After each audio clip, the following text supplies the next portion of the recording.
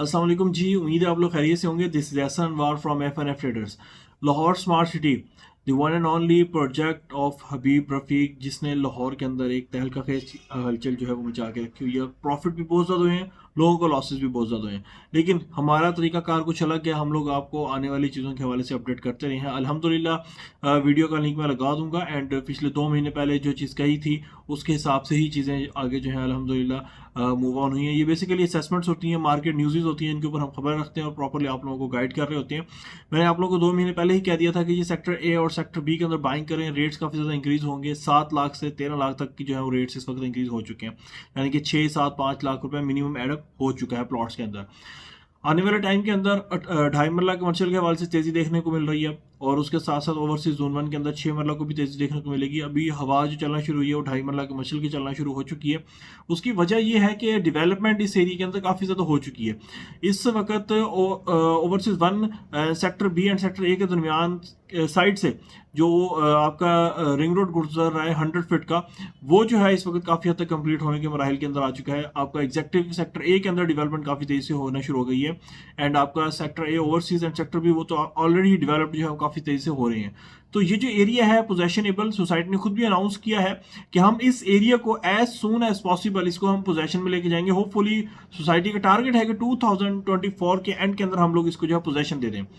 थोड़ा लेट भी हो जाता है तो 2024 के मार्च तक बात चली जाएगी, अप्रैल तक चली जाएगी, इससे ज़्यादा डिले नहीं हो सकती बात, क्योंकि सोसाइटी डेवलपमेंट जो है वो बहुत तेज़ी से कर रही है। इस एरिया की अगर मैं बात करूं तो ये एरिया एक इंतहाई अहमियत का हामिल है। उसकी वजह एक तो स्टार्टिंग एरिया है, रिंग रोड के हवाले से बड़ी अहमियत इसको हासिल होने वाली है, और दूसरी सबसे इंपॉर्टेंट चीज़ ये है कि इस एरिया के अंदर लिटिगेशन मिनिमम है। यहाँ पे लैंड बिल्कुल स्टेट है, यहाँ पे लैंड का कब्जा मोस्टली ले लिया गया है।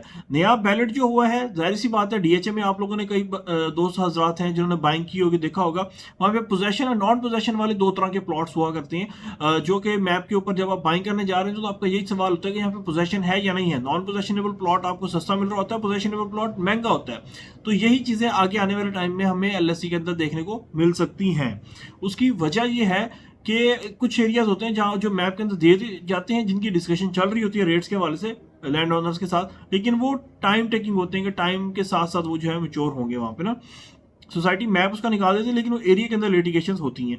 तो ये चीज़ें भी हमें कहीं कहीं किसी किसी पॉकेट्स के अंदर देखने को मिलेंगी। जैसे कि अगर हम सेक्टर जे के प्लॉट्स के हवाले से बात कर लेते हैं तो वहां पे हमें ये चीज़ देखने को मिल सकती है। ओवरसीज के अंदर काफ़ी सारी चीज़ें इस वक्त हम लोगों का पॉइंट ये है कि इस वक्त लाहौर स्मार्ट सिटी के अंदर बूम कहाँ पे आ रहा है। डेवलपमेंट अल्हम्दुलिल्लाह बहुत बेहतर हो रही है। इस वक्त जो पोटेंशियल है वो है आपका ओवरसीज 1 एंड एग्जेक्टिव 1 के अंदर। आपका जो ओवरसीज 2 और एग्जेक्टिव 2 है उसके हवाले से काफ़ी सारे लोगों ने जो है मुझसे पूछा है। मैं इसके हवाले से एक प्रॉपर नेक्स्ट वीडियो बना दूंगा कि आने वाला फ्यूचर इसका क्या है, यहाँ पे कब तक पोटेंशियल होगा, यहाँ पे रेट ऊपर जाएंगे या नहीं जाएंगे, उसके हवाले से एक अलग वीडियो जो है मैं बना दूंगा। लेकिन इस वक्त हाजिर जो हमारे पास सेक्टर ए है उसका ओवरसीज का 1 का एंड सेक्टर बी जो है, ये तो मोस्ट प्रोमिनेंट एरियाज हो गए। यहाँ पे ऑन जो है जितनी स्पीड सोचा उससे ज़्यादा स्पीड से ऊपर गया हुआ इस टाइम।